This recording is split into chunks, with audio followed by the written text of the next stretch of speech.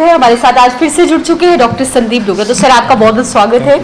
तो बिल्कुल सर, इस समय बहुत सारे लोग जो है वो ये जानना चाहते हैं आखिरकार जो ये ब्लैक फंगस है ये होता क्या है। तो मैं चाहती हूँ कि आप इसके बारे में पूरे तरीके से बताएं, क्या ये अभी नया देखा गया है या पहले से ही एग्जिस्ट करता था?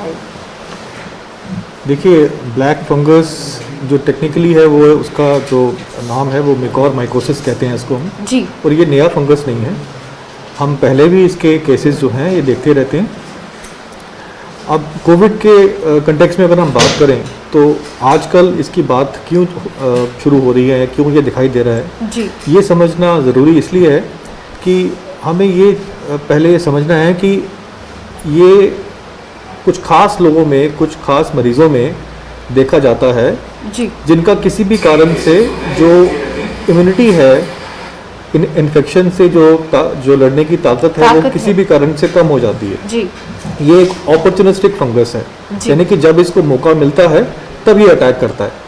मौका कब मिलेगा इसको? जब किसी की इन्फेक्शन से लड़ने की ताकत कम हो जाती है, उन लोगों में ये पर्टिकुलरली फंगस जो है ये अटैक करता है जी। अब ब्लैक इसलिए कहते हैं, वैसे नॉर्मली ये जब हम लैब में इसको देखते हैं तो इसका कलर वाइट रहता है, लेकिन जब ये डिजीज कॉज करता है तो वो एरिया जो है वो ब्लैक हो जाता है, क्योंकि उसकी जो वहाँ पे जो ब्लड की जो सर्कुलेशन है जी। वो ये बंद कर देता है, तो इस कारण जो स्किन का कलर ब्लैक हो जाता है। इसलिए हम इसको लेमैन लैंग्वेज में इसको हम ब्लैक फंगस बोल रहे हैं। तो अब कोविड में अक्सर आदमी की जो इम्यूनिटी है उसका लेवल कम हो जाता है। खास तौर से अगर हम उसको कोई दवाई दे रहे हो, खास तौर से स्टेरॉइड्स या एंटीबायोटिक्स या एंटी फंगल जी, उनके भी कुछ साइड इफेक्ट रहते हैं। और एक इस सब में जो सबसे इम्पोर्टेंट जो सुधर आ रहा है इसका ब्लैक फंगस का वो है डायबिटीज, अनकंट्रोल्ड डायबिटीज, अनकंट्रोलेबल। तो ये जो अनकंट्रोल्ड डायबिटीज जो होती है वो एक सबसे बड़ा रिस्क फैक्टर है जी ब्लैक फंगस के होने का। तो कोई भी आदमी, अब दिक्कत यह है कि इंडिया में, भारत में बहुत सारे लोग हैं जिनको खुद नहीं पता होता कि उनको डायबिटीज है। बिल्कुल। और जब वो कोविड के शिकार होते हैं तो और जब उनको ये दवाइयाँ दी जाती हैं तो कहीं ना कहीं उनका जो शुगर लेवल है वो कंट्रोल में नहीं रहता और वो काफ़ी हाई हो जाता है जी। जब वो हाई होता है तो शुगर के बढ़ने से ये जो फंगस है इसको मौका मिलता है, ये उसमें जल्दी से ग्रो करता है, फास्ट अपना मल्टीप्लाई करता है और बीमारी कॉज भी करता है और उसको एग्रीवेट भी करता है जी। तो अब ये हमें जानना चाहिए कि ये इसके लक्षण क्या हैं जी। तो उन लोगों में मैं फिर से ये कहना चाहूँगा कि आम जो मरीज हैं जिनका इम्यून सिस्टम अच्छा है, जिनको माइल्ड कोविड-19 है, जिनको माइल्ड बीमारी है, जिनको हम स्टेरॉइड नहीं दे रहे हैं या वो खुद नहीं ले रहे हैं उसको, या वो एंटीबायोटिक पे नहीं है, उनको ब्लैक फंगस से डरने की कोई ज़रूरत नहीं है। मुझे नहीं लगता कि इनमें से किसी को भी इसके कोई भी रिस्क हो सकता है, जो अपने घरों में रहते हैं, जो अपने होम आइसोलेशन में रहते हैं और जो आराम से अपना होम आइसोलेशन का पीरियड जो करते हैं। सिर्फ उन लोगों में जो कि हमारे पास मॉडरेट टू सिवियर डिजीज में आते हैं, हॉस्पिटल में आते हैं, स्पेशली सिवियर डिजीज वाले, और उनमें भी वो लोग जिनको डायबिटीज पहले से है और कई बार उनको कोई कोमोबिडिटीज हैं और बीमारियां भी हो सकती हैं, हो सकता है उनका ट्रांसप्लांट हुआ हो सकता है किसी को कैंसर हो सकता है ऐसी कोई उनको बीमारी हो जो किसी ना किसी कारण कोई ऐसी दवाई ले रहे हैं, काफी देर से दवाई ले रहे हैं, टीबी हो सकती है, ऐसी कोई बीमारी है जिनके कारण उनका जो बाकियों के मुकाबले में जो उनका इम्यूनिटी लेवल है अगर वो कम है तो उन लोगों को इसका ख्याल रखना है और वो उनका ख्याल उनके डॉक्टर अपने आप ही रखते हैं। उनका शुगर लेवल हम चेक करते हैं और जो उनकी बीमारियां हैं उनका भी इलाज कोविड के साथ चलता रहता है।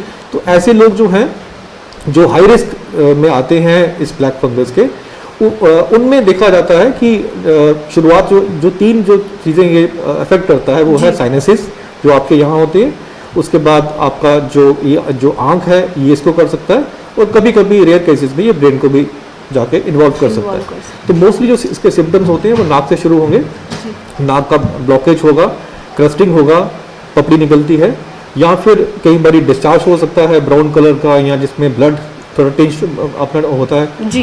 कई बार चेहरे पे दर्द होती है, कई बार चेहरा सूज जाता है, कई बार दांत अपने आप बिना किसी रीजन के आपका मतलब बाहर आ जाता है, कई बार आंखों में दर्द होती है, आंखों में लाल जो लाली होती है वो हो सकती है, आंखों में दर्द हो सकती है, और कभी कभी जो है इसके जो जो दिमागी जो लक्षण होते हैं, कंफ्यूजन वगैरह, मेंटल कंफ्यूजन वगैरह, वो भी रेयर केसेस में हो सकता है।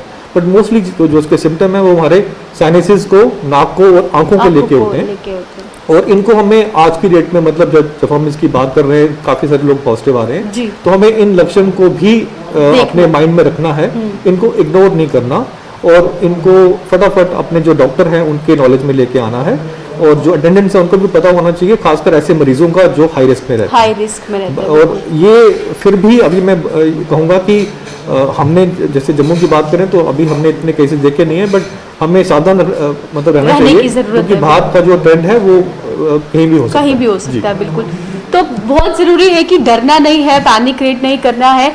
जो गाइडलाइंस आपको दी जाती है, जिस तरीके से आप स्टेरॉइड की बात कर रहे हैं, तमाम ऐसी मेडिसिन की बात कर रहे हैं, या डायबिटिक पेशेंट्स की बात कर रहे हैं, हाइपर करने की जरूरत नहीं है। और जैसे आप कह रहे हैं जो होम आइसोलेशन में है, उन्हें डरने की बात नहीं है। अगर उसमें उनमें डायबिटिक पेशेंट कोई नहीं है, अपनी मर्जी से कोई भी स्टेरॉइड नहीं ले रहा है, तो क्योंकि ये सवाल इसलिए बहुत अहम है इस समय, क्योंकि सोशल मीडिया पे जब एक भी केस कोई ऐसा निकलता है, वो तस्वीरें इस तरीके से आगे आ जाती है कि खासकर वो लोग जो इस समय कोविड पॉजिटिव में है, वो बहुत डर जाते हैं कि कहीं ना कहीं हम तक तो ये इन्फेक्शन ना पहुंचे। इसलिए मैं फिर से एक बार इस चीज को दोहराना चाहूँगा कि माइल्ड और इवन काफ़ी हद तक मॉडरेट डिजीज में भी आप जो मरीज हैं उनको ये हम लोग बताना चाहेंगे कि इसकी जो संभावना बहुत बहुत बहुत बहुत कम है, उनको डरने की ज़रूरत नहीं है। लेकिन ये है कि अगर जो लोग जिनको डायबिटीज़ है, या खासतौर से जो लोग अपने आप दवाइयाँ लेते हैं, उनके लिए ये कॉशन है, उनके लिए एक वार्निंग है कि ये वो चीज़ें हैं जिनके कारण हम लोग ये वाले केस देख रहे हैं। तो सेल्फ मेडिकेशन की बात हम फिर से वही कर रहे हैं कि स्टेरॉइड्स को कई लोगों ने माइल्ड डिजीज में शुरू में लेना शुरू कर देते हैं, बिना किसी प्रिस्क्रिप्शन के लेना शुरू कर देते हैं, एंटी फंगल ले लेते हैं, एंटीवायरल ले लेते हैं, एंटीबायोटिक्स ले लेते हैं। देखिए, दवाई कभी भी अगर आप बिना किसी मतलब के लेंगे तो वो साइड इफेक्ट नुकसान देगी। और ये दवाई जो है, जो स्टेरॉइड्स हैं, ये दो धारी तलवार हैं बेसिकली। ये जान बचाती भी हैं, लेकिन हमें ऐसे मतलब दिक्कत से भी जूझना पड़ सकता है कि जिसको कल को तो ये इसका स्टेरॉइड का जो टाइमिंग है, जो इसका डोज है, इसका जो ड्यूरेशन है, वो हम बार बार आपसे रिक्वेस्ट करते हैं कि वो डॉक्टर को केस टू केस बेसिस पे डिसाइड करने दें, इसका फैसला खुद मत लें। बिल्कुल सर, वही कॉल्स भी ले लेते हैं। हेलो हेलो जी सर, अपना सवाल बोलिए। हेलो जी, सवाल बोलिए सर अपना। मुझे सवाल ये है कि मैं कश्मीर से बोल रहा हूँ। जी बोलिए। तो पूछना चाहता था कि मैं इंजेक्शन करूंगा, ये वैक्सीन की नहीं, मैं ओपन हार्ट सर्जरी है। नहीं, आप जरूर कीजिए। ओपन हार्ट सर्जरी को हम रोकते नहीं है, आपको वैक्सीन लेना चाहिए। जब भी आपका नंबर आता है तो आप जरूर वैक्सीन लीजिए। अच्छा, ठीक है। तो बिल्कुल जैसे इन्होंने कहा कि सर्जरी हुई है, क्या वैक्सीनेशन ले सकते हैं या नहीं ले सकते हैं।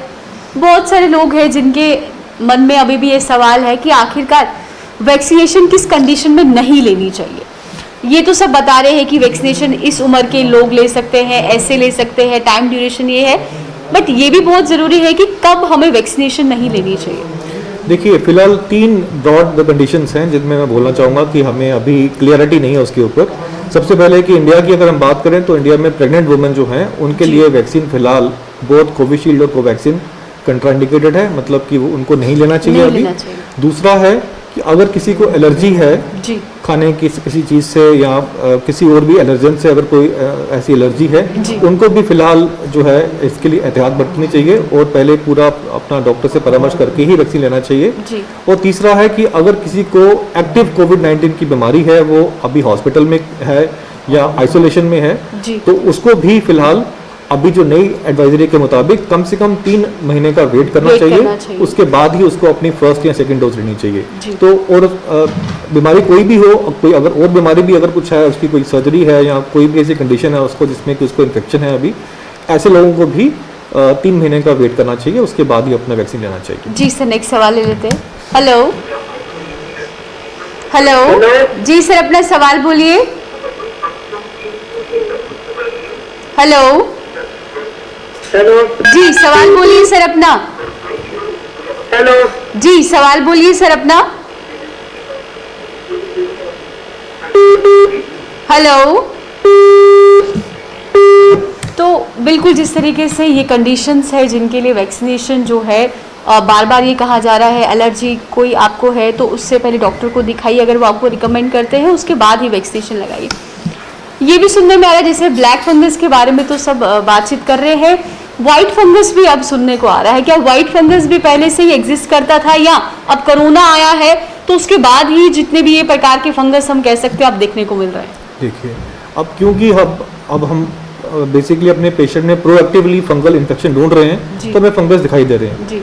व्हाइट फंगस एस्परजिलस फंगस है बेसिकली, ये भी नया नहीं है, ये भी पहले हम देखते हैं कि अपॉर्चुनिस्टिक मतलब ऐसे लोगों में जिनमें कि किसी भी तरह से इम्यूनिटी कम है उनमें ये पाया जाता है। अब इसके रिसेंटली केस दिखना शुरू हुए हैं, तो जितना हम मोर एग्रेसिवली इनको ढूंढेंगे हमें और भी मिलने वाले हैं। अभी अगर ब्लैक की बात हुई है, व्हाइट की बात हुई है, और बड़े सारे ऐसे फंगस हैं जो कि इस तरह के इन्फेक्शन में, इस तरह की बीमारियों में जो दिखते हैं। तो हमें और भी, अब हम और भी अलर्ट हो गए हुए हैं, तो हमें और भी तैयार रहना चाहिए कि और भी ऐसे फंगस हमें दिख सकते हैं। बट अल्टीमेटली इन सब का जो बेसिस है वो एक ही है कि हमने जो कंडीशंस इन फंगस को ग्रो करने में हेल्प करती हैं हमने उनसे बचना है। तो हमने अपनी इम्यूनिटी का ख्याल करना है, हमने अपने पेशेंट्स में जो शुगर कंट्रोल है, जो डायबिटिक है उनका शुगर कंट्रोल है, उनका जो शुगर मैनेजमेंट है उसका ख्याल रखना है, हमने स्टेरॉइड की डोजिंग का ख्याल रखना है, हमने सेल्फ मेडिकेशन का ख्याल रखना है, हमने एंटीबायोटिक्स और एंटी फंगल्स या एंटीवायरल्स जो लोग ले रहे हैं उनको लोगों को बताना है कि इससे ये हो सकता है। तो हमारा एक बार ये फंगल इन्फेक्शन हो जाए तो इनको ठीक करना मुश्किल है जी। जरूरी इसीलिए है कि हम इनको अवॉइड करें, हम इनसे बचें, अपने पेशेंट को बचाएं। Prevention is better than cure. एक बार फंगल इन्फेक्शन हो जाए तो कोविड के ऊपर एक और आपके पास एक चीज और आपकी ऐड हो जाती है और मैनेज करना ऐसे केसेस को डिफिकल्ट हो जाता है। जी सर, नेक्स्ट सवाल ले लेते हैं। हेलो हेलो जी, अपना सवाल बोलिए। हेलो जी, सवाल बोलिए सर अपना। मैं डॉक्टर साहब से पूछना चाहता हूँ कि मेरी बीवी जो है वो सीएम था, तो उसको इम्यूनोथेरेपी लगी है और ब्रैकीथेरेपी 2 लगी है और रेडियोथेरेपी 28 लगी है। क्या वो ये कर सकते हैं कोविड-19 का वैक्सीन? कब इनको ये वाली थेरेपी कब मिली है, कितने दिन हो गए? ये हो गए 2019 में, सितंबर 2019 में। कोई बात नहीं, बहुत बीच में बहुत वक्फा हो गया है, ले सकते हैं। उल्टा इनको आपको देना चाहिए, क्योंकि अगर ये डॉक्टर साहब एक रिक्वेस्ट है, जो इनका कंसल्ट डॉक्टर था उन्होंने बोला इनको एंटीबॉडी कोविड टेस्ट करना था। वो आप करवा सकते हैं, टेक्निकली स्टेटस कितना है इनका एंटीबॉडी का टाइटर करवा सकते हैं, लेकिन वैक्सीन इनको जरूर लेनी चाहिए बिकॉज इनको एंटी कैंसर थेरेपी मिली हुई है पास्ट में, तो ये that is not a contraindication. आप इनको वैक्सीन जरूर बोलिएगा लेने के लिए। Okay, thank you sir. Welcome. तो बिल्कुल जिस तरीके से आप फंगस के बारे में बता रहे थे, ऐसा अक्सर होता है जब भी कोई एक बीमारी दिखती है उस पे एक तो पहले ही व्यक्ति बहुत परेशान होता है, उस पे अगर फंगस पे फंगस दिखेगा जाएगा तो हम ये कह सकते हैं कि उन फंगस पे ध्यान ना देते हुए, जैसे आपने भी कहा कि किन वजहों से वो हो रहे हैं, अगर व्यक्ति वो कंट्रोल कर दे तो हमें नहीं लगता कि ये केसेस या ये जो मामले हैं वो देखने को मिलेंगे। ये सारे black fungus, white fungus avoidable infections हैं जी। ये पेशेंट भी जो हालात अपने कंट्रोल कर सकता है और जो डॉक्टर्स हैं वो भी इसको मैनेज कर सकते हैं जी। तो ये चीज़ें वो हैं जो हम लोग पैदा होने से पहले ही रोक सकते हैं जी। तो इनके जो पॉजिटिव जो इसकी चीज़ें जिनके कारण ये ऐसे हालात पैदा होते हैं, हमें उन पर ज़्यादा ध्यान देना चाहिए, ना कि इससे कि इसके बारे में हम डरें और लोगों को जो इसका जो खौफ है वो फैलाएं। वो बहुत ही कम लोगों में वो वहाँ तक की स्टेज पहुँचती है। Let's talk about prevention. मुझे लगता है इस समय लोगों को में अवेयरनेस कि ये कैसे नहीं हो सकता वो बताने की जरूरत है, इससे बचना कैसे है उसकी बात करें तो ज्यादा बेहतर रहेगा जी। बिल्कुल सर, नेक्स्ट सवाल ले लेते हैं। Hello hello hello. तो बिल्कुल बहुत ज़रूरी है इस समय ऐसी सिचुएशन या पैनिक क्रिएट नहीं करना है, क्योंकि पहले ही पूरा, मैं सिर्फ जम्मू कश्मीर की नहीं बात करूँ, पूरा हिंदुस्तान इस समय इस पैंडेमिक से जूझ रहा है। उस पर अगर हम इस प्रकार से तस्वीरें फॉरवर्ड करते नजर आएंगे, ब्लैक फंगस हो या वाइट फंगस हो या कोई भी प्रकार के फंगस अगर निकल के आते हैं, हमें कोशिश ही करनी है इन खबरों को फैलाने से अच्छा है कि हम ये कोशिश करें कि इन्हीं कैसे रोका जाए। हम क्या कुछ ऐसा मरीज के लिए करें उन तक की बीमारी ना पहुंचे। तो जैसे आप बता रहे हैं ये सब चीज़ें हैं वो मैनेज करनी है, ख्याल रखना है इन सब चीज़ों का, तो बहुत ज़रूरी है उस पर ध्यान रखा जाए। या हम ये कह सकते हैं अभी भी जिन लोगों को लगता है इम्यूनिटी उनकी वीक है, डाइट ऐसी ले, खान पीन का ध्यान रखें कि आप अभी भी अपनी बॉडी को इतना सक्षम बना सकते हैं कि वो एक बीमारी से लड़ने के काबिल हो सके। जो डायबिटिक हैं, जो थेरेपी पे हैं, कोविड के डिस्चार्ज के बाद भी उनको चाहिए कि अपने शुगर का कंट्रोल का ख्याल रखें, अपना लेवल्स को चेक करवाएं और अगर ज़रूरत पड़े तो अपना दवाई को मॉडरेट करके उसको अपना जो टारगेट है आपका जो शुगर का उसको कंट्रोल करें। साथ ही साथ में ये जो फंगस है ये हर जगह पे है, ये ऐसा कोई इसका खास घर नहीं है इसका, इट इज यूबिक्विटस, मतलब कि हर जगह प्रेजेंट है ये जी। तो ऐसे में जो इम्यूनो कम्प्रोमाइज लोग हैं या बीमार लोग हैं या पोस्ट कोविड जो टाइम होता है जिसमें कि आदमी काफ़ी वीक होता है, मतलब स्ट्रांग नहीं रहता, उसमें भी उनको ऐसी डस्टी साइट्स होती हैं, कहीं पे कंस्ट्रक्शन हो रही है, कहीं बाहर अगर कोई जगह ऐसी है यहाँ पे सफाई नहीं है, वहाँ पे थोड़ा सा अपना मास्क का ख्याल रखें, घर के अंदर हाइजीन सफाई का ख्याल रखें। ये बेसिकली एरोसोल से फैलता है, मतलब इसके स्पोर्स रहते हैं, तो ये हवा में जो है अगर आपने किसी जगह पे गए तो वहाँ पे अगर आपने प्रिकॉशन नहीं फॉलो किए हुए हैं तो ये वहाँ के एनवायरनमेंट से आप इसको इनहेल कर सकते हो। तो अपना हाइजीन, अपने घर का जो आपका हाइजीन है और पर्सनल सेफ्टी, ये जो है इस पे हमें ध्यान देने की जरूरत है। अगर ये हम फॉलो करेंगे तो इसे घबराने की जरूरत नहीं। हेलो जी, वालेकुम अस्सलाम, बोलिए। डॉक्टर को सवाल है, बेसिकली उसमें थोड़ा बहुत छड़ रियाज खराब है जी। हेलो, हाँ जी। रेस्टोरेंट से खराब, थोड़ा बहुत एलर्जी, मेरे को टेम्परेचर वैक्सीन पाता है उसमें ताप के बाद वो हुए जी। इनमें कहना है कि 1 महीने पहले इनकी छाती खराब थी, उसके बाद इन्हें बुखार आया है, तो अब इन्हें क्या करना चाहिए? मुझे लगता है कि उसके बाद डॉक्टर साहब से कहिए आप कि उसके बाद डबल निमोनिया भी हुआ है, लेकिन आज तो मैं ठीक हूँ, फिर नेगेटिव आया हो, और क्या क्या करना चाहिए मुझे? देखिए, डबल ये दूसरा वैक्सीन लेना चाहिए या नहीं? तो इन्होंने एक वैक्सीन ले लिया है ना, एक ले लिया। आपने एक वैक्सीनेशन ले ली हुई है सर? हाँ जी, वैक्सीन मैंने ले लिया था 20 तारीख को।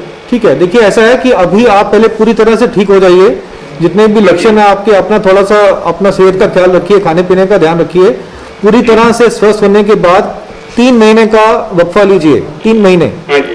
3 महीने के बाद में फिर आप अपनी दूसरी डोज लगवाइए वैक्सीन की। और डॉक्टर मुझे अभी थोड़ी सी खांसी भी आ रही है अभी तक, लेकिन पूरी तरह से खांसी ठीक नहीं हुई है, कि इसके लिए मुझे क्या करना चाहिए? देखिए, कोविड में ना हल्की हल्की जो कुछ लक्षण होते हैं उनको ठीक होने में वक्त लगता है, कईयों को दिन लगते हैं, कईयों को हफ्ते लगते हैं, महीने भी लग सकते हैं, तो धीरे धीरे से ये सब चीज़ें ठीक होंगी। इसीलिए जो है पहले आपको पूरी तरह से ठीक होना है, उसके बाद ही आपको वैक्सीन लेनी है, अभी मत लीजिए। हाँ जी जी। तो बिल्कुल जैसे उन्होंने कहा कि ये सब दिक्कतें इन्हें आ रही है, और मोस्टली इस समय अगर हम बात करते हैं जो भी पेशेंट रिकवर करते हैं उसमें से कई सारे केसेस में देखने को मिला है, ये कमज़ोरी सी शरीर में देखने को मिलती है, या हल्की फुल्की खांसी रह जाती है, उस समय क्या कुछ पेशेंट को करना चाहिए? देखिए, हम टेक्निकली इसको पोस्ट कोविड सिंड्रोम बोलते हैं, कि कोविड के डिस्चार्ज के बाद या रिकवरी के बाद भी कोविड के लक्षण, खास तौर से रेस्पिरेटरी लक्षण हो गए, या अपना बॉडी एक्स हो गई, थकावट हो गई, कई बार स्मेल भी काफ़ी देर के बाद आती है, टेस्ट भी बाद में आता है, सर दर्द भी हो सकती है, हल्की हल्की खांसी भी रह सकती है, बुखार भी माइल्ड सा आता जाता रहता है, ये सब पोस्ट कोविड की एक प्रेजेंटेशन होती है जो अलग अलग लोगों में अलग अलग तरीके से मैनिफेस्ट होती है। जो स्ट्रांग लोग होते हैं उनमें जल्दी ये लोग सिम्टम्स के से बाहर निकल आते हैं। जो कोमॉर्बिड होते हैं, जिनको साथ में कुछ बीमारियां हैं या जिनमें वायरल लोड ज़्यादा था, इन्फेक्शन ज़्यादा सीरियस था, या ऐसे कई फैक्टर हो सकते हैं, उनमें इन लोगों को इन सब से निकलते हुए वक्त लगता है। अब ये केस टू केस बेसिस पे हम देख सकते हैं, मतलब अगर बुखार है तो आप पैरासीटामोल ले सकते हो, अगर खांसी है तो कफ सिरप ले सकते हो, अपने बदन दर्द के लिए भी पैरासीटामोल काम आ जाती है। तो हम इसको केस टू केस बेसिस पे सिम्टोमेटिकली ट्रीट करते हैं, इसके लिए कोई फॉर्म ऐसी कोई प्रोटोकॉल नहीं है। और इन सब से जल्दी निकलने का तरीका वही है कि पोस्ट रिकवरी में, रिकवरी के बाद में अपना जो न्यूट्रिशन है, अपना जो हाइड्रेशन है, उस पर ज़्यादा ध्यान दीजिए। इन दोनों पे फोकस करेंगे तो ये चीज़ें जल्दी ही और कम्प्लीटली आपको इस चीज़ से बाहर निकाल सकते हैं। जी सर, नेक्स्ट सवाल ले लेते हैं। हेलो जी, अपना सवाल बोलिए। हेलो जी हाँ सवाल। बोलिए जी। हेलो हाँ बोलिए, क्या सवाल है आपका? जी सर, अभी सिर में जिसको दर्द होगा सर उसको भी कोई प्रॉब्लम होती है वायरस? हाँ देखिए, अगर पेट में दर्द, आप कह रहे हैं पेट में दर्द है? नहीं, पेट में नहीं सर, सर में दर्द है। हाँ सर में दर्द। देखिए सर में सर में देखो मामूली सर में दर्द। बीपी की प्रॉब्लम थी तो अभी बीपी की दवाई ली, फिर तो अभी और एक दवाई ली इसने। देखिए ऐसा है कि सर दर्द जो है अगर लगातार रहे और सर दर्द के साथ में और लक्षण भी अगर आप महसूस करें तो थोड़ा अलर्ट होने की जरूरत है। सर दर्द के काफ़ी सारे रीज़न हो सकते हैं, इसमें जैसे आपने बताया ब्लड प्रेशर वगैरह। तो आप अपने सिम्टम्स का ख्याल रखिए, अपने आप को वॉच करते रहिए। अगर ये अपने आप ठीक नहीं होता या दवाई लेने से ठीक नहीं होता तो फिर आप दोबारा से डॉक्टर सर की। अभी आधा घंटा पहले तो एक दवाई खाई सर, अभी सिर दर्द की दूसरी दवाई खाई। नहीं, इतनी जल्दी मत 2 दवाइयाँ खाए, थोड़ा सा। बीपी की प्रॉब्लम है और कोई प्रॉब्लम नहीं, देखो सर दर्द जो है कोविड में भी हो सकता है और बीपी से भी हो सकता है। अब आपको ये देखना है कि अगर दवाई लेने के बाद में ये ठीक हो जाता है तो फिर घबराने की बात नहीं है। लेकिन सर दर्द के साथ में अगर बुखार भी शुरू हो जाता है या खांसी भी शुरू हो जाती है या बदन में दर्द शुरू होती है तो फिर हमको अलर्ट होना पड़ता है और कोविड का ख्याल करना पड़ता है। आप समझ रहे हैं? अभी हॉस्पिटल में जाए? नहीं, अभी नहीं। अभी आप अपने आप को ऑब्जर्व कीजिए और देखिए कि आपके लक्षण जो है आगे कैसे जाते हैं। अगर ये ठीक हो जाता है तो कोई बात नहीं, पर अगर ये बढ़ता है और नए लक्षण ऐड होते हैं तो फिर एक्चुअली ये औरत है ना, इसलिए। हाँ सर ये औरत है, औरत। कोई बात नहीं ना, लक्षण तो सभी के सेम ही होते हैं। जी जी सर जी। अगर ठीक हो जाती हैं तो अच्छी बात है, नहीं तो अगर लक्षण खराब होते हैं या और बढ़ते हैं तो फिर दोबारा से डॉक्टर को कॉल कीजिए। जी सर जी सर। तो बिल्कुल जैसे आपने ने कहा कि बीपी भी हो सकता है और सर दर्द के साथ साथ उनका कोविड। फ्लू, देखिए यही हम बात करते हैं, कुछ सिम्टम्स जो होते हैं वो बड़ी सारी बीमारियों के कॉमन होते हैं। जैसे फ्लू की हम बात कई बार हमने किया कि फ्लू का भी जो सिम्टम है प्रेजेंटेशन शुरुआती वक्त में सेम ही होता है। सबको जुकाम होता है, सबको बुखार होता है। बट ये हमें समझना चाहिए कि जो इस तरह के जो सिम्टम्स होते हैं ये 1 या 2 दिन या के बाद में अपने आप नॉर्मलिटी की तरफ आ जाते हैं। बल्कि दूसरी तरफ जो है कोविड है वो जो सिम्टम्स जो होते हैं वो बढ़ भी सकते हैं और उनकी जो सिवेरिटी है वो भी बढ़ती है। तो हमको ऐसे केसेस में थोड़ा सा वक्फा दे के ऑब्जर्व भी करना है, लेकिन ये भी ख्याल रखना है कि अगर ये बढ़ते हैं तो फिर हमें टेस्टिंग जरूर करवानी चाहिए। बिल्कुल सर, नेक्स्ट सवाल ले लेते हैं। हेलो हेलो जी, अपना सवाल बोलिए सर। Good evening. हाँ गुड इवनिंग जी, बोलिए। हेलो हाँ कहिए, क्या सवाल है आपका? मेरा सवाल है ये ब्लैक फंगस जो है उसके सिम्टम्स क्या है और ये जो कोविड पॉजिटिव होते हैं ये उनमें होता है या जो आम आदमी होता है? देखिए ब्लैक फंगस जो है ये कोविड पॉजिटिव में सभी को नहीं होता है। ये जो सिवियर केसेस होते हैं जिनमें कुछ खास रीजंस होते हैं, जैसे कि किसी का अगर शुगर कंट्रोल में नहीं है या कोई काफ़ी देर से स्टेरॉइड की दवाई ले रहा है या किसी का कोई ट्रांसप्लांट हुआ हो या किसी को कोई बीमारी हो, लंबी बीमारी हो, कोई लंबी दवाई ले रहा हो, किसी भी कारण से अगर उसकी जो इन्फेक्शन से ताकत करने की जो कैपेसिटी है, पावर है, वो अगर कम है, उन्हीं लोगों में ये इन्फेक्शन होता है। मामूली जो कोविड है, माइल्ड कोविड है, मॉडरेट कोविड है, उनमें ये नहीं हो सकता। इसके होने के लिए काफ़ी सारी चीज़ें हैं जो होनी चाहिए उस पेशेंट में।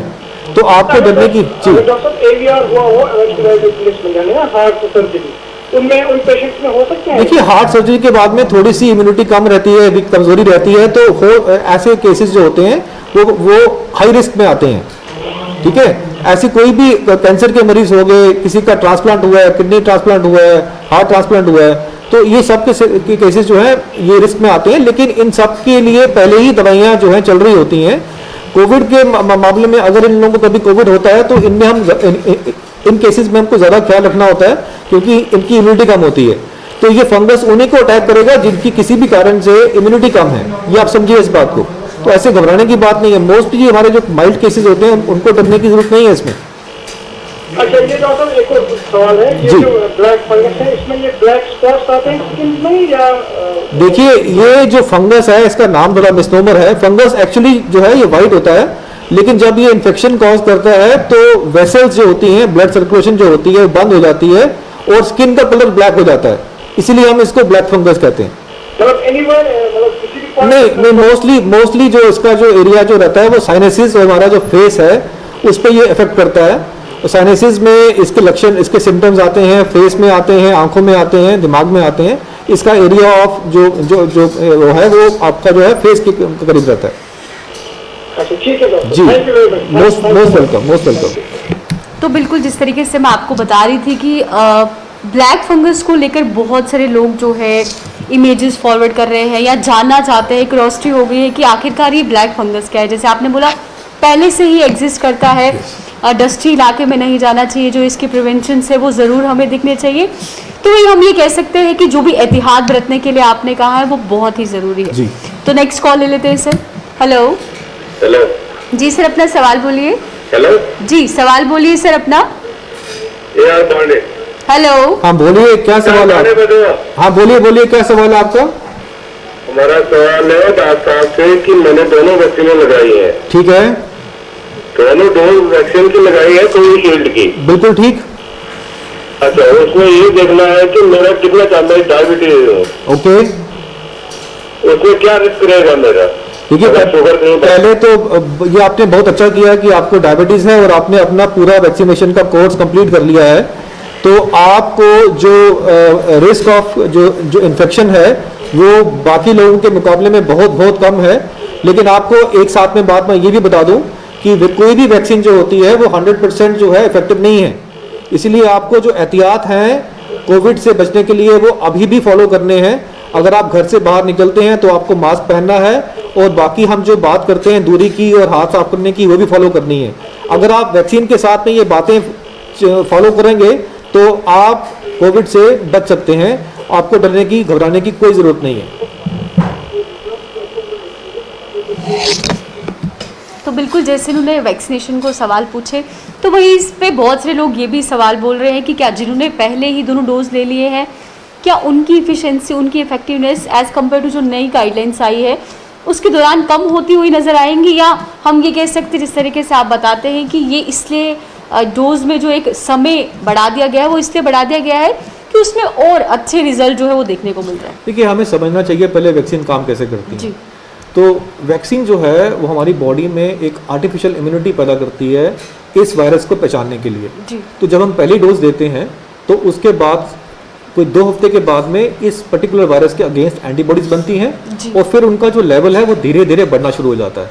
एक महीना, 2 महीना, 3 महीना उसका लेवल बढ़ता रहता है। जी। तो अब हम जो बात करते हैं कि हमने इसका जो अंतराल क्यों बढ़ाया, अब देखा गया कि वैक्सीन में एक 4th स्टेज होती है जिसमें हम लोग वैक्सीन को लगाने के बाद में स्टडी करते हैं कि वैक्सीन एक्चुअली में ग्राउंड में काम कितना कर रही है, कितनी उसकी जो उसकी ग्राउंड पे रियलिटी में जो उसकी इफेक्टिवनेस है वो कितनी आ रही है। जी। तो जब से हमने वैक्सीन को देना शुरू किया साथ में हमारे पास ट्रायल्स के रिजल्ट भी आना शुरू हो गए। इस ट्रायल्स में एक बड़ी इंटरेस्टिंग बात पता लगी कि अगर हम इन दोनों वैक्सीन के बीच का जो अंतराल है, जो वक्फा है, अगर हम उसको बढ़ा देते हैं तो जो उसकी इफेक्टिवनेस है कोविड से बचाने की वो एक सिग्निफिकेंट लेवल से बढ़ जाती है। जी। वही रीज़न है कि हमने देखा कि 3 महीने तक में आप इसको जो है इसका जो आपका जो लेवल है वो इतना है कि वो आपको बचा भी सकता है और उसके बाद में जब आप इसका सेकंड शॉट लेते हो तो उसका जो एफिकेसी है वो एकदम बढ़ जाती है उस लेवल से जो हम पहले 4 हफ्ते में इसको अचीव करते थे। जी सर, तो वही समय हो चुका है एक छोटे से ब्रेक का, तो जल्द लौटते हैं ब्रेक के बाद। जी।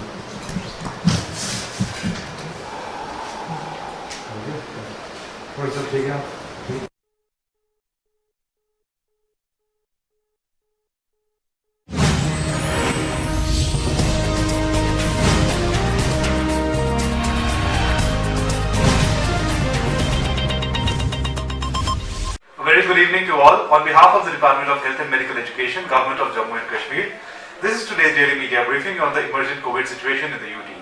As of today, 22nd May 2021, a total of 3,408 new positive cases have been reported since our last update yesterday, which includes 1,251 from Jammu Division and 2,157 from Kashmir Division.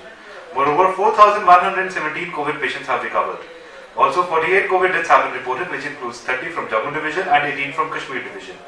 Over the period of last 24 hours, a total of 48,604 COVID tests have been conducted, which includes both RAT and RT-PCR. With regards to bed occupancy, against the availability of 5,512 level 1 and level 2 beds, 3,213 stands occupied. With regards to oxygen availability, over the period of next 24 hours, a total of 1,22,136 cubic meters of oxygen shall be made available. As for the ongoing COVID vaccination drive, a total of 42,784 people were successfully vaccinated today, which brings the total number of people cumulatively vaccinated all across the UT to 29,43,301. In the 45 years and above age group, 64.99% people have been vaccinated. Apart from this, all district and divisional level control rooms are functional around the clock. Teleconsultations are available on the eSanjeevani portal.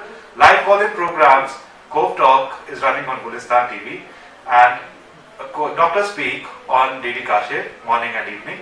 Also, on All India Radio, Doctor on Radio program is running from 3 to 3:30 p.m.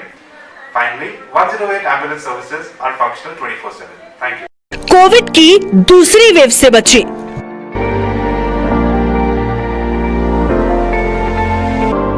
मेहरबानी करके इस बीमारी को समझने की कोशिश कीजिए। ये बीमारी लाइटली मत लीजिए, क्योंकि मैं इस बीमारी का खामियाजा भुगत चुकी हूँ। लास्ट ईयर 2020 28 जुलाई मेरे हस्बैंड इसी बीमारी से एक्सपायर हो गए। इसी बीमारी की वजह से मुझे इतना बड़ा खामियाजा भुगतना पड़ा। लोग इस बीमारी को इतना ज़्यादा लाइटली ना डिस्टेंस मेंटेन कर रहे हैं और ना ये मास्क यूज़ कर रहे हैं, और जहाँ पे भी गैदरिंग में मास्क यूज़ नहीं करते हैं। मैं सबसे यही इल्तिजा करती हूँ, सबसे पहले मास्क इस्तेमाल करिए, हैंड वॉश करिए, डिस्टेंस मेंटेन करिए, क्योंकि ये इस बीमारी का कुछ भी पता नहीं चलता है कि ये कहाँ से क्या होता है और इंसान कब कैसे इंसान के साथ क्या होता है क्या नहीं होता है, और इंसान मरने की कगार तक पहुँचता है। National health mission Jammu Kashmir द्वारा जनहित में जारी। कोविड की दूसरी वेव से बचें। हमने कोरोना में एक अपने परिवार का बहुत ही अमूल्य सदस्य खो दिया है, और इस दुख का सामना जो हम कर रहे हैं ऐसा किसी को भी ना करना पड़े। इसलिए मैं गुजारिश करूंगी सब भारतवासियों और जम्मू कश्मीर की जनता से कि सरकार की तरफ से जो भी कोरोना से बचने के नियम बनाए गए हैं उनका पूरी तरह पालन करें, और हमारी तरह अपने परिवार के किसी भी सदस्य को ना खो दें। इसलिए मास्क पहन कर रखें, बार बार हाथ धोएं, सैनिटाइज़र का इस्तेमाल करें, दूरी बनाए रखें, भीड़ भाड़ वाली जगहों पर ना जाएं, और बारी आने पर कोविड वैक्सीन ज़रूर लगवाएं। इसलिए जो भी सरकार ने कानून बनाए हैं उनका पालन करें। National health mission Jammu Kashmir द्वारा जनहित में जारी।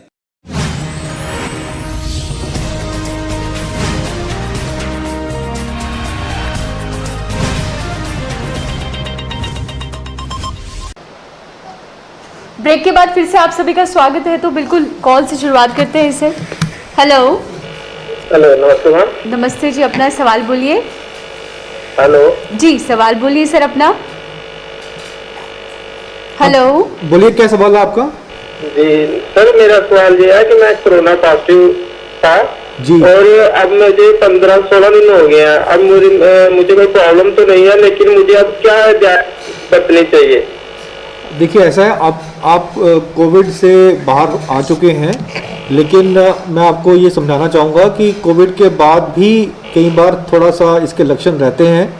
तो आप जो भी काम करते हो उसको धीरे धीरे से उसमें आइए। अपने खाने पीने का अभी भी खास ख्याल रखिए, और जो भी काम करते हैं उसको आराम से कीजिए।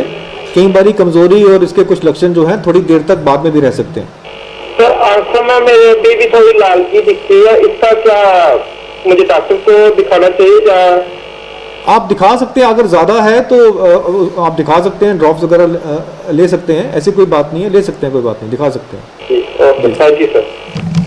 तो वही सर बात करते हैं, थर्ड वेव की बात करते हैं। बहुत कहा जा रहा है कि बच्चों पे इफेक्ट करेगी, बच्चों पे इफेक्ट करेगी। तो क्या कुछ हम कह सकते हैं उससे पहले ही प्रिकॉशन लेने, और तीसरी लहर में बच्चों को लेकर क्या कुछ कहा जा रहा है इस बारे में? देखिए जाहिर है कि जैसे कि हम जब से वैक्सीन आया है हमने देखा है कि वैक्सीन ने सीरियस इन्फेक्शंस बंद कर दिए, लोगों को हॉस्पिटल जाने की नौबत नहीं आने दी जी, और सीवियर डिजीज़ जो हैं उनको रोक दिया। तो इसीलिए देखा हमने कि जो 45 प्लस हैं वो लोग भी काफ़ी हद तक जो है वैक्सीनेट हो गए हैं। 18 प्लस का कैंपेन चल रहा है, एग्रेसिव चल रहा है, बड़ा अच्छा रिस्पॉन्स आ रहा है, बड़ी जल्दी हम इस ग्रुप को भी कवर कर लेंगे। तो पीछे रह जाते हैं बच्चे जो हैं वो 17 साल तक जो भी यंग बच्चे हैं, ये अभी भी ससेप्टेबल हैं कोविड-19 से।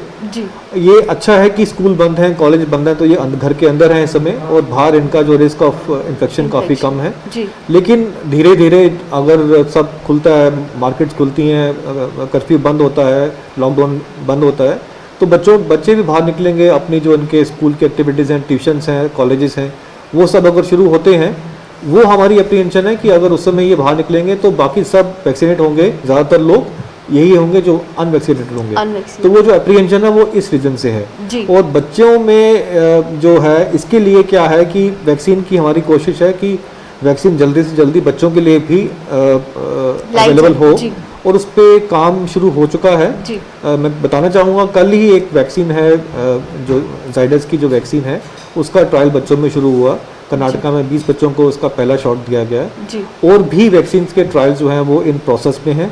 बहुत जल्दी ही वैक्सीन के ट्रायल्स इन बच्चों पे होंगे, और मुझे लगता है कि अगले 2-3 महीने में हमारे पास कुछ ना कुछ बच्चों के लिए वैक्सीन के लिए ऑल्टरनेटिव्स होंगे। जी सर, नेक्स्ट सवाल ले लेते हैं। हेलो हेलो जी, अपना सवाल बोलिए। हेलो। जी सवाल बोलिए सर अपना। हेलो सर अपनी टीवी का वॉल्यूम प्लीज कम कर दीजिए। हाँ बोलिए। हेलो। सुन रहे हैं आपको, बोलिए सवाल क्या है आपका?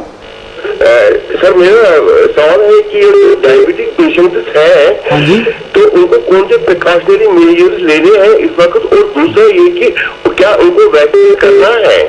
देखिए डायबिटीज़ आपने बहुत ही इम्पोर्टेंट सवाल किया है, बहुत ज़रूरी सवाल किया आपने। ये सबसे पहले ये कि डायबिटीज़ वालों को सिर्फ एक ही बात का ख्याल रखना है कि उनका शुगर कंट्रोल में रहे। Yes sir. उनको अपना रूटीन मॉनिटरिंग करनी है, और अगर उनका शुगर कंट्रोल में नहीं है तो उनको अपने डॉक्टर से राब्ता रखकर अपना दवाई बदलना है ताकि उनका शुगर कंट्रोल में रहे। और दूसरा, डायबिटीज़ को वैक्सीन ज़रूर लगवाना है। यस सर, आवाज नहीं आ रही सर। जो जिनको डायबिटीज़ है या कोई भी ऐसी बीमारी है, इनको कोविड का वैक्सीन लगाना ज़रूरी है। Yes sir. तो आप ज़रूर लगवाइए वैक्सीन, और साथ में अपना शुगर का कंट्रोल कीजिए, उसको मॉनिटर कीजिए। Hello sir. तो बिल्कुल जिस तरीके से इनका सवाल था कि क्या वैक्सीन लगाना चाहिए या नहीं लगाना चाहिए। देखिए, ये तो वो कैंडिडेट्स हैं जिनमें हम लोग 1 महीना 2 महीना पहले ही बोल चुके हैं कि 45 प्लस विद कोमॉर्बिडिटीज। बिल्कुल। सबसे पहले ये इन लोगों में रिस्क कोविड का ज़्यादा है। एज के साथ में जो बीमारी है, दोनों का जो कॉम्बिनेशन है वो, और साथ में जो एज ग्रुप है, ये एक्टिव एज ग्रुप है जो घर से बाहर निकलता है काम करने के लिए। जी। तो इनका जो रिस्क ऑफ एक्सपोजर डबल हो जाता है। जी। एक बाई वर्च्यू ऑफ कि घर से बाहर निकलते हैं, दूसरा इनको बीमारी है। जी। तो डायबिटीज हो गया या कोई और ऐसी बीमारी, लंबी बीमारी है, अस्थमा है, कोई रेस्पिरेटरी इन्फेक्शन है, हाइपरटेंशन है, कोई दिल की बीमारी है, कार्डियक बीमारी है, किडनी की बीमारी है, ये सब लोगों में सबसे पहले इनके मेंबर्स को और इन लोगों को वैक्सीनेशन करवाना चाहिए। अगर अब तक नहीं करवाए हैं तो जल्दी से जल्द करानी चाहिए। हेलो हेलो जी, कहिए क्या सवाल है आपका? ये सवाल ये है कि पोलिंग का टाइम चल रहा है ना, बाहर गार्डन में निकलने तो इससे एलर्जी हो जाती है, तो उससे थोड़ा नजला हो जाता है, जुकाम हो जाता है, थ्रोट में ये हो जाता है खराश, तो इस टाइम यूज करें। हेलो हेलो हेलो यस, अस्सलाम वालेकुम। जी, आपका सवाल क्या था सर? दोबारा से अपना सवाल बताइए। सवाल ये है कि ये अभी पोलिंग का टाइम है, बाहर जाते हैं गार्डन में या बाहर निकलते हैं तो उससे एलर्जी हो जाती है, उससे नजला हो जाता है, थ्रोट में खराश आ जाती है, तो कौन सी दवाई वी कैन यूज? देखिए, ये सीजनल एलर्जीज होती हैं। ये हर एक मौसम में जब पोलन्स आते हैं तो उससे हो जाती है। आप इसके लिए एंटी एलर्जिक जो है वो ले सकते हैं, उनसे आपको देखिए अब वो आपको ना बेहतर रहेगा। वैसे तो हम सिट्रिजिन देते हैं, लेकिन आप उसके लिए बेहतर है कि आप अपने आप को पूरा चेकअप करवाइए। बहुत तरह के एलर्जेंस होते हैं, पोलन्स हो सकते हैं, कुछ और तरह के एलर्जन भी होते हैं, खाने के होते हैं, हवा में होते हैं। तो आप पहले एक बार अपनी जांच करवाइए। इसी टाइम हो जाता है जब ये जो महीना है ना, इसी में हो जाता है। इसके लिए आप सिट्रिजिन ले सकते हैं, इसके लिए आप सिट्रिजिन टैबलेट है वो ले सकते हैं, उससे आपको रिलीफ मिलेगी। हेलो। तो बिल्कुल जिस तरीके से इन्फेक्शन होती है, वैसे बहुत सारे लोग हैं जिन्हें इस प्रकार की एलर्जीज होती है। तो वही जहाँ हम बात कर रहे थे कि बच्चों को लेकर थर्ड वेव में जो है काफ़ी ये बताया गया है कि उन पे असरदार ज़्यादा रहेगी। वो इसलिए क्योंकि अभी तक कोई वैक्सीनेशन नहीं आई है, लेकिन जिस तरीके से आप कह रहे हैं कि ट्रायल बेसिस शुरू हो गए, हम ये कह सकते हैं कि जल्द से जल्द जो वैक्सीन है बच्चों के लिए आ सकती है। बिल्कुल, क्योंकि वेस्ट में ऑलरेडी बच्चों को वैक्सीन मिल रही है जी। और ये इसमें कोई दो राय नहीं है कि अल्टीमेटली कोविड से निकलने का तरीका वैक्सीन ही है। हम थोड़ा देर जरूर हो गए हैं, लेकिन वैक्सीन हमें बहुत जल्दी ही हम लोग अपना टारगेट जो है वो अचीव करने वाले हैं।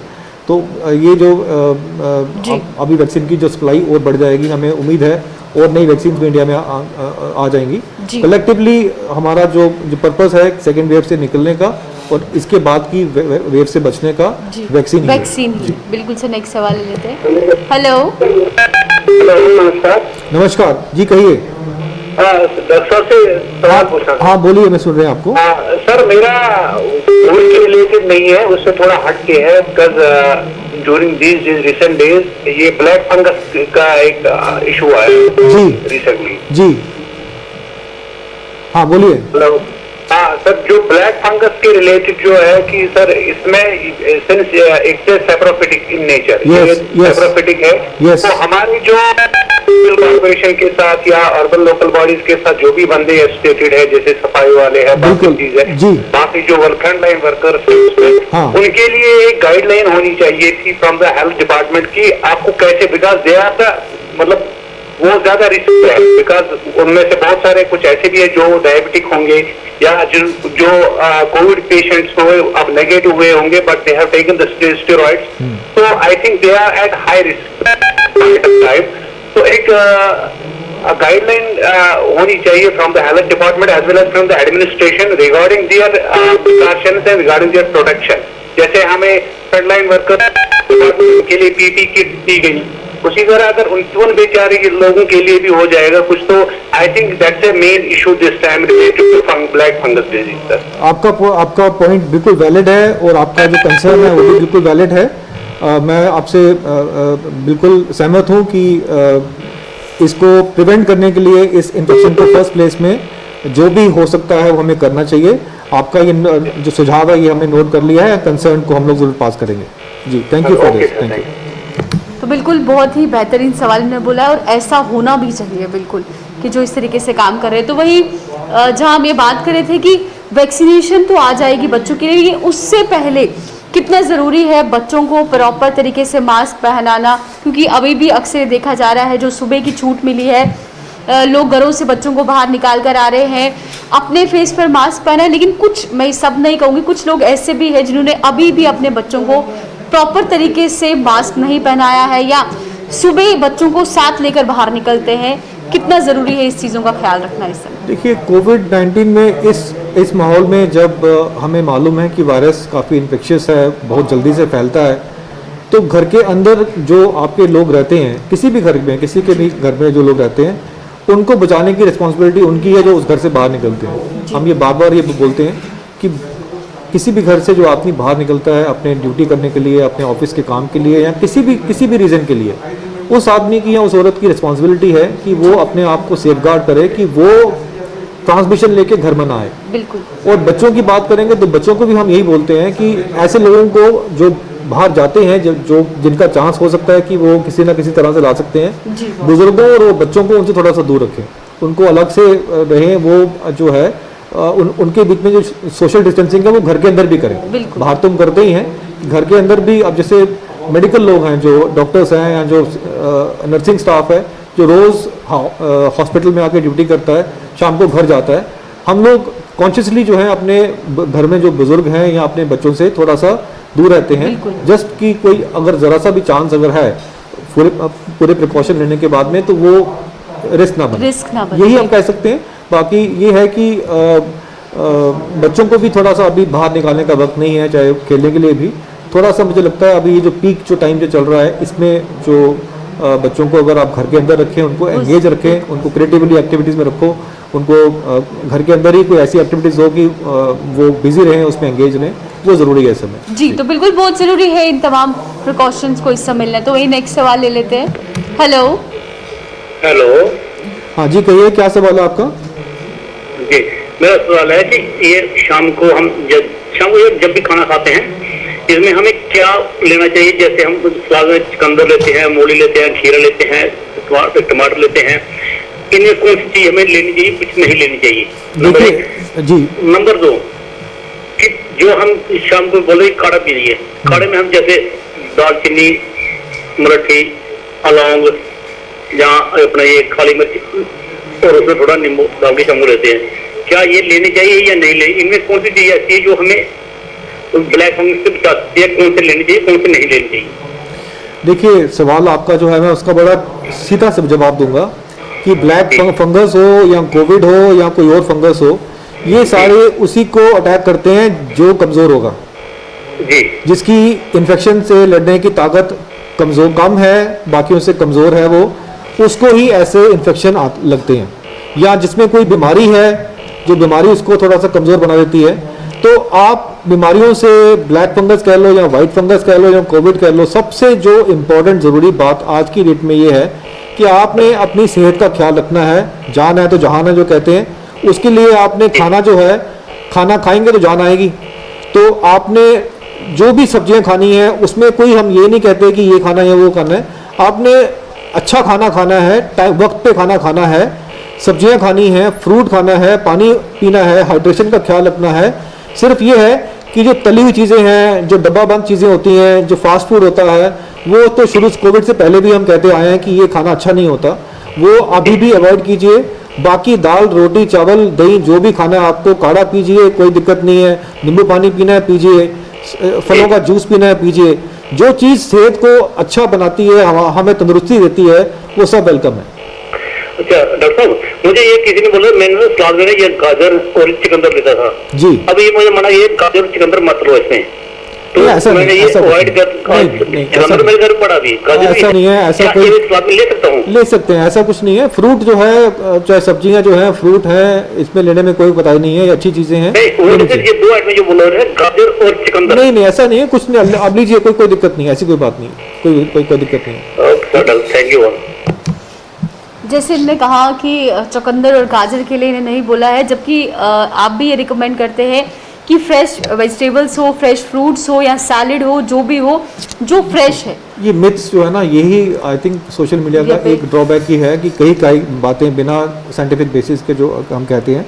देखिए, खाना खाएंगे तो जान आएगी, और खाना जितना आप फ्रेश अपने वेजिटेबल्स लेंगे, जितना होलसम डाइट लेंगे, जितना प्रोटीन रिच लेंगे, उतना ही आपका न्यूट्रिशन जो है आपकी बॉडी को जो है सपोर्ट करेगा। बिल्कुल। तो ये चीज़ें मुझे लगता है कि अच्छा है, ठीक है, लोगों के जो क्वेश्चंस हैं वो हम उनको वेलकम करते हैं, ताकि उनके दिमाग से ये चीज़ें जो है, मिथ्स जो है, ये भ्रम बाहर निकले। बिल्कुल सर, नेक्स्ट सवाल ले लेते हैं। हेलो हेलो, हाँ जी, कहिए, क्या सवाल है आपका? हेलो, हाँ, सुन रहे हैं आपको, बोलिए, सवाल क्या है आपका? हेलो हेलो जी, सवाल बोलिए सर अपना। हेलो जी, सवाल बोलिए सर अपना। मैं पूछना चाहता हूँ, मुझे शुगर है जी, डायबिटीज है जी। हेलो, हाँ, बोलिए, सुन रहे हैं आपको, बोलिए। डायबिटीज है, मैंने ये इंजेक्शन लगाया है कोरोना का जी, तो वही पॉजिटिव का, तो मेरी शुगर बॉडी में कितनी रहनी चाहिए? देखिए, आपका शुगर जो है पहले कितना रहता है नॉर्मली? एक मिनट 90 से 110 जो है फास्टिंग। शुगर ने कहा मुझे, हाँ? पहले शुगर ने कहा मुझे, पहले शुगर ने आपने कहा आपको डायबिटीज है? हाँ डायबिटीज है, अभी मुझे हुआ है, अभी रिसेंटली कोई 2 महीने हुआ है। हाँ, तो कोई बात नहीं, जो डायबिटीज में मॉनिटरिंग और कंट्रोल दोनों साथ साथ चलता है। आपने जब टेस्ट करवाया था, अगर आपको लगता है कि आपका शुगर उस रिपोर्ट में ज्यादा आया है, तो आप उसकी दवाई ले सकते हैं, दवाई बदल सकते हैं, डोज को चेंज कर सकते हैं, तो वो कंट्रोल में हो जाएगा। देखिए डॉक्टर साहब, बात ऐसे है जी कि मुझे जब मैंने टेस्ट किया था, उसमें पहले तो मेरी शुगर मॉर्निंग आती है 130, 40, 50 के करीब रहती है मॉर्निंग, ठीक है, फास्टिंग, ठीक है, फास्टिंग रहती है 150 के करीब रहती है, ठीक है। उसके बाद मैं खाना खाने के बाद 2 घंटे बाद चेक करता हूँ जी, तो 2 घंटे बाद चेक करने के बाद मेरी शुगर चल जाती है, किसी वक्त 170 आती है, 180 आती है, 230, 40 जी, चल जाती है। जी। हेलो, हाँ, सुन रहे हैं, बोलिए। हाँ, इतनी रहती 300 के करीब मुझे बॉडी में रहती शुगर है। देखिए, ऐसा है कि अभी कोविड का शुगर के साथ में अभी ऐसा कोई कनेक्शन नहीं है। अगर शुगर की आपको दिक्कत है उसके लिए आप अलग से डॉक्टर को अपनी रिपोर्टें दिखाइए, आपकी दवाई जो है उसमें बदलाव की जरूरत पड़ेगी तो वो करेंगे। डॉक्टर को बताया था, उसने लिखी है दवाई। हाँ, उसको लीजिए फिर उसको लीजिए और उसके बाद में थोड़ा सा वक्त दीजिए इसको ठीक होने के लिए, फिर टेस्ट कराइए। 500 मिलीग्राम की है। हाँ, वो जो डॉक्टर ने लिखा आप उस दवाई को खाइए और थोड़ा सा वेट कीजिए, दवाई को के बाद में दोबारा टेस्ट करवाइए और देखिए कि जो दवाई के बाद में आपका शुगर कंट्रोल होता है कि नहीं होता। जी तो बिल्कुल जैसे इन्हें शुगर है तो मॉनिटरिंग करना बहुत ज़रूरी है कि कितनी एक रेट आपकी बॉडी में रह रही है, और साथ ही साथ ना सिर्फ शुगर की बात करते हैं और भी बहुत सारी ऐसी ये वेलकम, ये अच्छी बात है। देखो ही इज कंसर्न, देखो शुगर का जो है हमने कई बार देखा है कि लोग एक बार दवाई लेते आप शुरू करते हैं शुगर की और महीनों सालों तक वही लेते रहते हैं जी। तो मॉनिटरिंग का फायदा ये होता है कि जब आप अपना शुगर को मॉनिटर करते हो तो आप देख सकते हो कि जो दवाई आप ले रहे हैं उससे वो कंट्रोल हो रहा है कि नहीं हो रहा। ये तो नहीं है कि वो बढ़ रहा है या अपने ज़्यादा कम हो गया है। तो दवाई का जो मॉडरेशन है वो तभी हो पाएगा जब आपको पता लगेगा कि आपका सीरियसली आपका टेस्ट का लेवल क्या है, और उसमें कई बार दवाई को बदलने की जरूरत पड़ सकती है, उसकी डोज को चेंज करने की जरूरत पड़ सकती है। ये अच्छी बात है कि ये अवेयर हैं और फॉलो कर रहे हैं इस चीज़ जी को। बिल्कुल सर, नेक्स्ट सवाल ले लेते हैं। Hello hello. हाँ जी बोलिए, क्या सवाल है आपका? सवाल मेरा सर, ये नमस्कार मेरे डॉक्टर साहब। हाँ नमस्कार कहिए। सर मेरा सवाल ये है कि मैंने पहली डोज वैक्सीन लगवाई थी, जब मैं दूसरी डोज लगवाई ना सर जी, उसके बाद मैं वापस आया तो हमारे पार्क में ना वो रैपिड टेस्ट करवाए थे कोविड का जी। तो सर मैंने भी करवाया था, मेरा पॉजिटिव निकला। अब तो कोई प्रॉब्लम तो नहीं होगी सर? कोई बात नहीं, ऐसा इसमें कोई दिक्कत वाली बात नहीं है। आपको कोई लक्षण है उसके बाद आने के? पॉजिटिव आने के बाद में कोई आपको कोविड के लक्षण हैं? नहीं सर, मैं ठीक हूँ, बिल्कुल ठीक हूँ, खाता पीता हूँ, ठीक हूँ। अच्छी बात है। तो आप सिंपली आप अपने आप को 10 दिन के लिए बाकी लोगों से, घर वालों से अपने आप को अलग रखिए। और मैंने दूसरा टेस्ट भी करवाया था यहाँ बख्शीनगर सीरियस में, वो भी ऐसा ठीक निकला, वो पॉजिटिव नहीं निकला, वो नेगेटिव निकला। कोई बात नहीं, बट अगर रैट पॉजिटिव है तो हम इसको पॉजिटिव लेके ही चलेंगे। फिलहाल आप 10 दिन के लिए आइसोलेट हो जाएं, अपने घर वालों से थोड़ा सा अलग रहें, और इस 10 दिन के बाद में अगर सब ठीक रहता है, कोई सिम्टम नहीं आते हैं, तो फिर आप अपनी दिनचर्या दोबारा से शुरू कर सकते हैं। जी सर, ओके, थैंक यू। बिल्कुल वही जब पॉजिटिव आ गए आप रैट में, जिस तरीके से आप बताते भी रहते हैं कि एक बार रैट में आप पॉजिटिव आ गए हैं, RT-PCR करने की ज़रूरत नहीं, और मैक्सिमम 10 दिन तक आपने अपने आप को ऑब्जर्वेशन में रखना है, क्वारंटाइन करना है और देखना है कि क्या लक्षण बढ़ रहे हैं या कम हो रहे हैं। और जब ऐसी सिचुएशन होती है, जब आपको लगता है कि ऑक्सीजन सैचुरेशन आपका जो है वो नीचे की तरफ आ रहा है, तो जल्द से जल्द अस्पतालों का रुख करिए। जी हाँ, होम आइसोलेशन का मतलब ये नहीं है कि हम लोग जस्ट हमने टाइम निकालना है, हमने उसमें अपने आप की मॉनिटरिंग करनी है जी। और हमको मालूम होना चाहिए कि हमने कब होम आइसोलेशन से बाहर निकल के हॉस्पिटल की तरफ मूव करना है। बिल्कुल। नेक्स्ट सवाल ले लेते हैं। हेलो डॉक्टर, हाँ सुन रहे हैं आपको, बोलिए क्या सवाल है आपका? हेलो। हाँ बोलिए क्या सवाल है आपका, सुन रहे हैं हम आपको। नहीं सुना। हाँ बोलिए। हाँ, मुझे इस कोविड के बारे में बात। हाँ बोलिए, सुन रहे हैं, बोलिए। मैं अस्थमा पेशेंट हूँ सर। ओके ठीक है, बोलिए। दवाई 20 साल से खा रहा हूँ जी। और क्या बोलते उसको, फेवर भी 10-15 अब ठीक हो गया। तो मुझे वैक्सीन अभी नहीं किया है, इसके बारे में पूछना था, मैं वैक्सीन करूँ या नहीं करूँ अभी? देखिए अस्थमा आपको कोविड हुआ था क्या? नहीं, कोविड में टेस्ट नहीं किया था। टेस्ट अच्छा नहीं किया आपने, टेस्ट नहीं किया? टेस्ट नहीं किया था, 10-8 दिन मुझे फीवर आया, फिर खत्म हो गया। अब 20 दिन में मैं ठीक हूँ। नहीं, आपको थोड़ा सा ना वक्फा लेना चाहिए बीच में। अभी बीमारी के बाद में एकदम हम लोग वैक्सीन नहीं लगवाते हैं, कम से कम 3 महीने का वेट कर लीजिए, उसके बाद आप अपना पहला वैक्सीन लगाइए। अच्छा ओके जी। जैसे इनने कहा कि ये अस्थमा के पेशेंट है, 10-15 दिन इन्हें बुखार भी रहा, इन्हें टेस्ट नहीं करवाया, अब बिल्कुल स्थिति जो है वो ठीक है।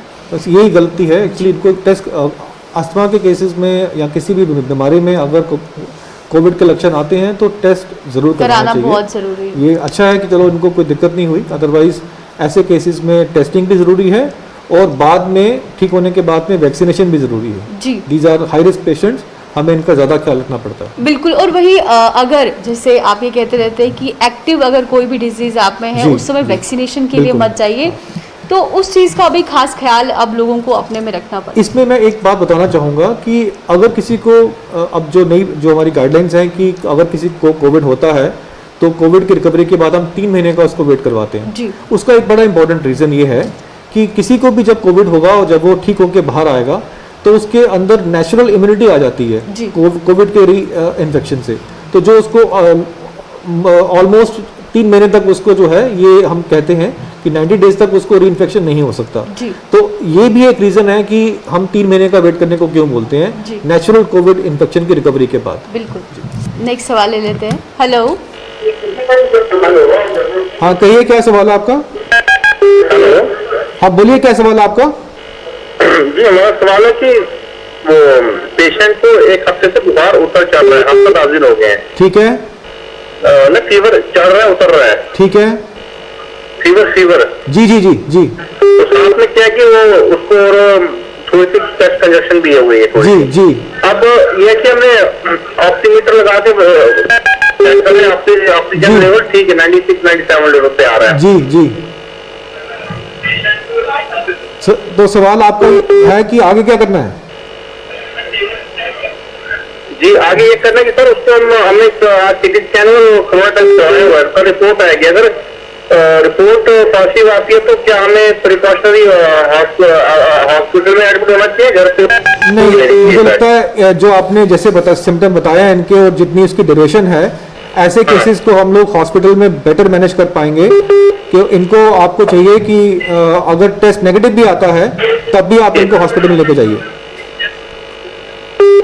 इतनी देर तक बुखार जो है और उसके जो लक्षण हैं 8-10 दिन आप बोल रहे हैं, ये ठीक नहीं है।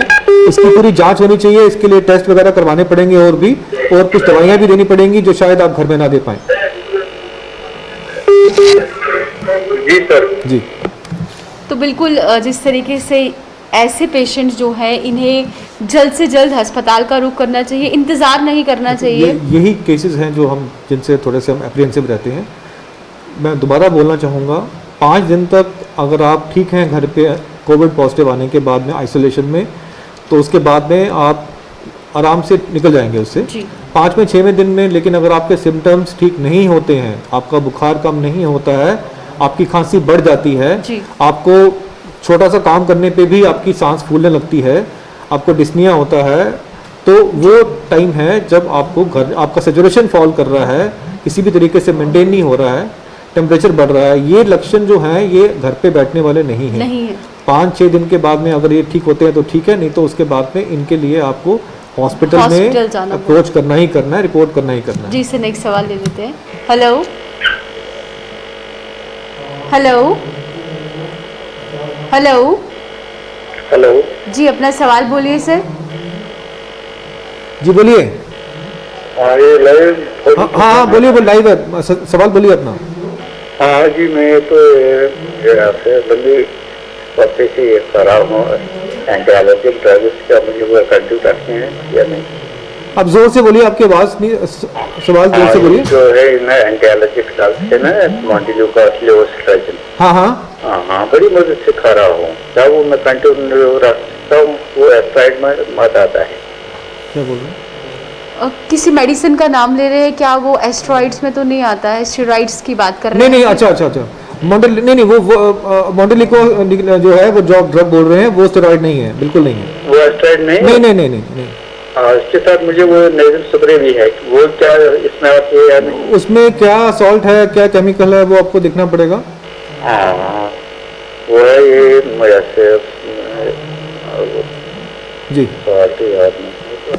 तो बिल्कुल जैसे इन्होंने भी अब ये खबर देखते हुए, जहाँ ये जितनी अवेयरनेस हम फैला सकते हैं बहुत ज़रूरी है, उस समय ये पता होना कि जो सेवन हम दवाइयों का कर रहे हैं किस प्रकार की दवाइयाँ हैं। अब वो वक्त नहीं रहा है कि हल्की सी सर दर्द हो गई, खांसी हो गई, किसी ने सजेस्ट कर दिया आप ये पी लीजिए, आप ऐसी मेडिसिन ले लीजिए।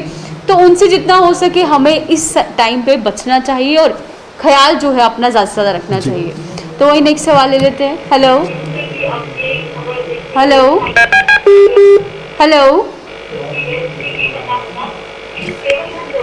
तो तो बिल्कुल जिस तरीके से आपने तमाम सवालों के जवाब दिए और ब्लैक फंगस को लेकर बहुत ही अवेयर करने की बहुत ही ज़्यादा ज़रूरत है, तो वही समय हो चुका है अब अलविदा लेने का।